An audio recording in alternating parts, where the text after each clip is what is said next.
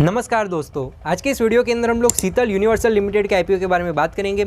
हम लोग डिटेल में एनालिसिस करेंगे इस कंपनी का। हम लोग कंपनी के फाइनेंशियल फंडामेंटल और पास्ट परफॉर्मेंस को समझने की कोशिश करेंगे और इस वीडियो के एंड के अंदर मैं मेरा पर्सनल ओपिनियन दूंगा कि क्या आपको ये आईपीओ अप्लाई करना चाहिए या तो फिर आपको इसे अवॉइड करना चाहिए। तो चलिए दोस्तों, बिना वक्त गए शुरू करते हैं आज के इस वीडियो को। और इसी तरीके के वीडियोस को पाने के लिए चैनल को सब्सक्राइब करके ऑल के नोटिफिकेशन बेल ऑन करना ना भूलें।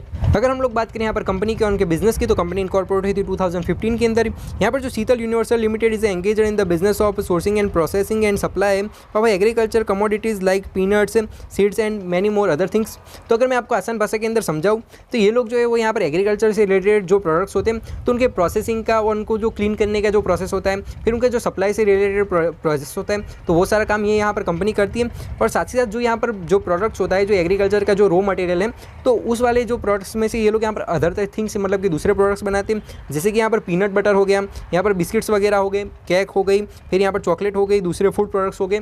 तो इस तरीके की कंपनी यहाँ पर बिजनेस करती है। दोस्तों, अब हम लोग बात करते हैं आईपीओ की इंपॉर्टेंट डेट्स और डिटेल की। तो 4 दिसंबर के दिन ये आईपीओ ओपन हो रहा है, वहीं 6 दिसंबर के दिन ये आईपीओ यहाँ पर क्लोज हो रहा है। अगर मैं बात करूँ प्राइस बैंड की, तो 70 रुपीज़ पर शेयर का यहाँ पर प्राइस बैंड रहेगा।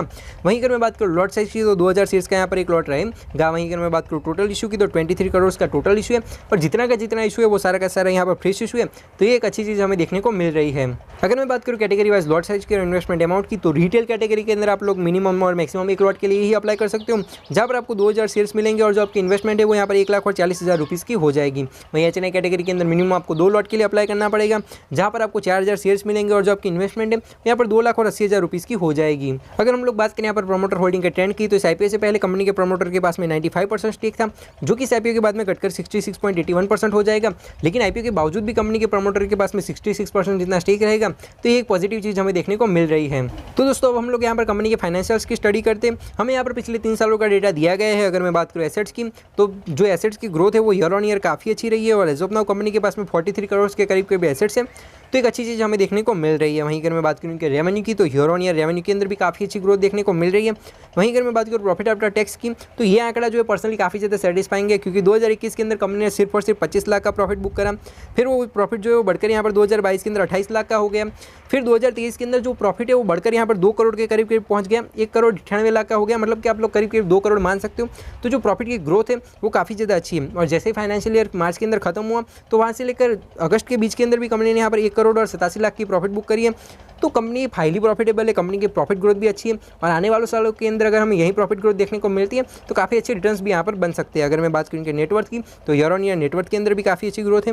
वही अगर मैं बात करूँ रिजर्व्स और सरप्लस की, तो इसके अंदर हमें कुछ खास ग्रोथ देखने को नहीं मिल रही है, लेकिन ठीक ठाक से ग्रोथ है, तो कोई दिक्कत वाली बात यहाँ पर नहीं है। वहीं अगर मैं बात करूँ कि बोरोइंग की, तो ये थोड़ा one of the problematic scene है, बिकॉज कंपनी की जो बोरोइंग है वो ईयर ऑन ईयर काफ़ी ज़्यादा बढ़ती जा रही है और एज ऑफ नाउ कंपनी के ऊपर 14 करोड़ एंड 63 लाख की बोरोइंग है।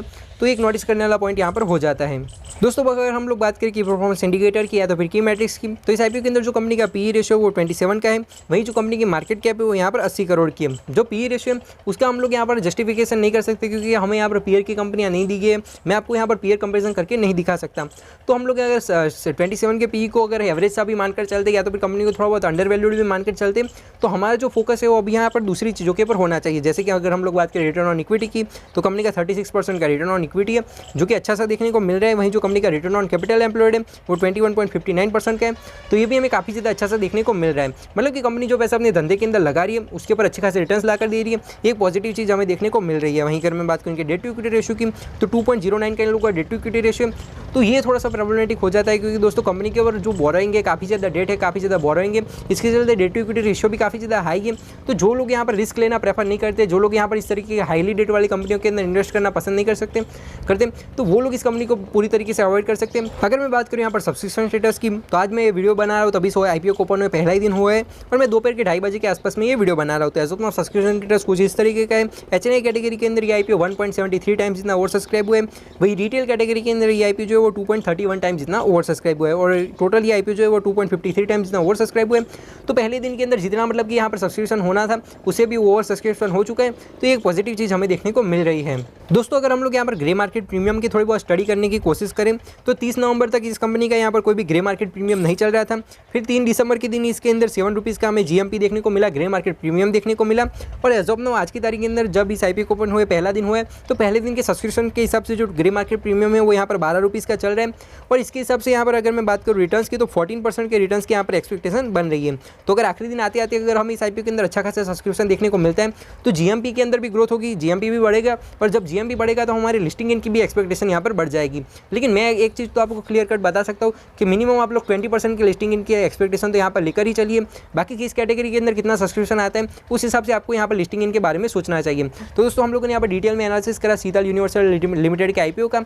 अगर मैं बात करूँ मेरे पर्सनल ओपिनियन की, पर्सनली मुझे कंपनी ठीक ठाक लगी, परफॉर्मेंस अच्छा है कंपनी के, यहाँ पर प्रॉफिट ग्रोथ भी अच्छी है, और जो लोग यहाँ पर इस कंपनी को लेकर एग्रेसिव है वो लोग इन्वेस्ट कर सकते हैं। बाकी यहाँ पर कंपनी के ऊपर डेट भी काफ़ी ज़्यादा है, तो जो लोग सेफ इन्वेस्टमेंट प्रेफर करना पसंद करते हैं तो उन लोगों के लिए ये IPO बिल्कुल भी नहीं है, बिकॉज कंपनी के ऊपर हाईली डेट है।